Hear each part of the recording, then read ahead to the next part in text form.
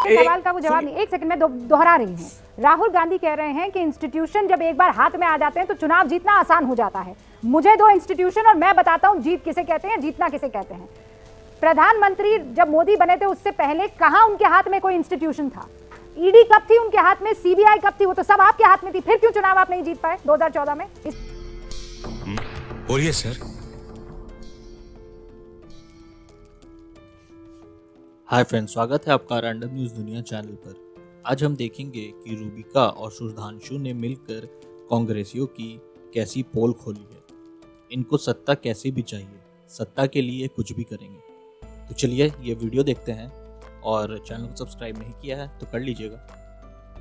उसको पता था कि वो झूठ बोल रहा है। जब सत्ता पर काबिज हो गया तो उसने उग्र राष्ट्रवाद का स्वरूप अपना लिया। उसने देश की जनता को कहा कि राष्ट्र के लिए ज्यादा से ज्यादा त्याग करो, राष्ट्र आपकी प्राथमिकता में है, आप चाहे भूखे मर जाओ मगर राष्ट्रवादी होकर रहना। यही तो भारतीय जनता पार्टी आज अपनी नाकामियों को छुपाने के लिए कर रही है। राहुल गांधी जी ने कुछ गलत नहीं किया, आप उठाकर देख लीजिए। भारतीय जनता पार्टी की सत्ता जब केंद्र में आई उसके बाद एक के बाद एक राज्य दर राज्य, चाहे वो गोवा हो, चाहे मणिपुर हो, चाहे मेघालय हो, जहां बहुमत नहीं था वहां पर भी सत्ता में काबिज हो गए। उत्तराखंड में तो एक ऐसा उदाहरण प्रस्तुत किया। मेरे सवाल का वो जवाब नहीं, एक सेकंड में दोहरा रही हूँ। राहुल गांधी कह रहे हैं कि इंस्टीट्यूशन जब एक बार हाथ में आ जाते हैं तो चुनाव जीतना आसान हो जाता है।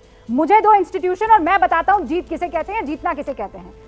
प्रधानमंत्री जब मोदी बने थे उससे पहले कहां उनके हाथ में कोई इंस्टीट्यूशन था? ईडी कब थी उनके हाथ में, सीबीआई कब थी? वो तो सब आपके हाथ में थी, फिर क्यों चुनाव आप नहीं जीत पाए 2014 में? बोलिए सर। इसका जवाब दीजिए ना मुझे। मेरे सवाल का जवाब तो आप ही ने दे दिया।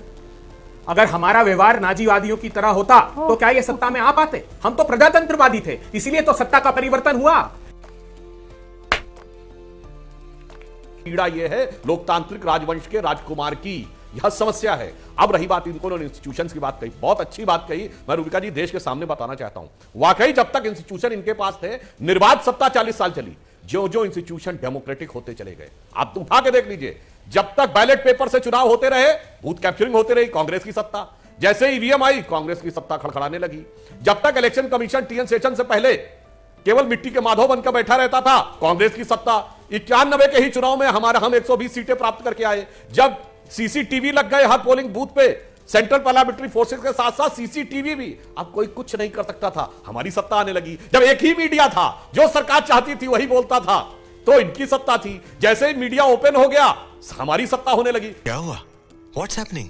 नंगा करके नहला रहा। अरे बोलना बुढ़े, बोलती क्यों बंद हो गई है? कभी टीवी डिबेटें होती थी क्या? 25 साल पहले डिबेट होनी शुरू हुई, वहां से हमारी सत्ता आने लगी। जो इंस्टीट्यूशन, अब सोचिए, जब तक जजों की नियुक्ति सरकार करती थी, इनकी सत्ता रही। और जब जजों की नियुक्ति का अधिकार कोलेजियम के पास चला गया, सरकार का दखल खत्म हो गया, इनकी सत्ता जानी शुरू हो गई। अब हिटलर पे जवाब देता हूं, सिर्फ 2 फैक्ट बताता हूं दर्शकों को। एक, 1934 में नाजियों की एक अधिवेशन में नाजियों की एक बड़ी फेमस फिल्म थी ट्रायम्फ ऑफ द विल, उसका मंचन कराया गया। उसके बाद एडोल्फ हिटलर के राइट हैंड मैन रुडोल्फ हेस ने वहां खड़े होकर नारा लगवाया, Hitler is Germany and Germany is Hitler.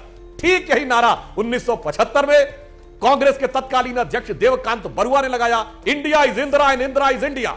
और यह कांग्रेस किसी सामान्य नेता का बयान नहीं था, कांग्रेस के राष्ट्रीय अध्यक्ष का बयान था, और आज तक किसी राष्ट्रीय अध्यक्ष इसके लिए माफी नहीं मांगी है, तो आज तक कांग्रेस का बयान है। दूसरा उदाहरण, 26 अप्रैल 1942 को हिटलर ने रीचटैग में, यानी जो आज हमारे यहां जैसे संसद है वहां रीचटैग थी, उसमें संबोधित करते हुए कहा कि अगर जजेस हमारी स्थिति को नहीं समझेंगे कि इस समय देश की जरूरत क्या है, तो मैं जजों के चयन में हस्तक्षेप करूंगा और जजों को हमारी बात माननी पड़ेगी। याद करिए 1973 में जस्टिस एएन रे को 3 जजों को सुपरसीड करके इंदिरा गांधी जी ने चीफ जस्टिस बनाया और कमिटेड जुडिशरी की बात कही। जैसे ही न्यायालय का निर्णय उनके खिलाफ आया, अब बताइए हिटलर की प्रवृत्ति पूरी की पूरी दोनों जगहों पे किसमें दिखती थी, वहां और यहां। और एक और बात बड़ी अच्छी कही राहुल गांधी जी ने, हिटलर आया था गरीबी का वादा करके, बिल्कुल गरीबी हटाओ का नारा कब दिया था इंदिरा जी ने? 1971 में दिया था ना। अब बस सत्ता आई एब्सोल्यूट, उसके बाद लगा दी इमरजेंसी। तो मुझे लग रहा है कि राहुल गांधी जी शायद अपने अनुभूत प्रयोग बोल रहे थे, और ये उनकी पीड़ा थी कि अब ना राजतंत्र का लोकतंत्र पर प्रभाव रह गया और ना इंस्टीट्यूशंस उनके हाथ में रह गए, और अब तो स्थिति हो गई हर आदमी के हाथ में मोबाइल हो गया, अब सच से मुंह छुपाना बहुत मुश्किल हो गया। इस कारण से उनके लिए यह समस्या उत्पन्न हो गई।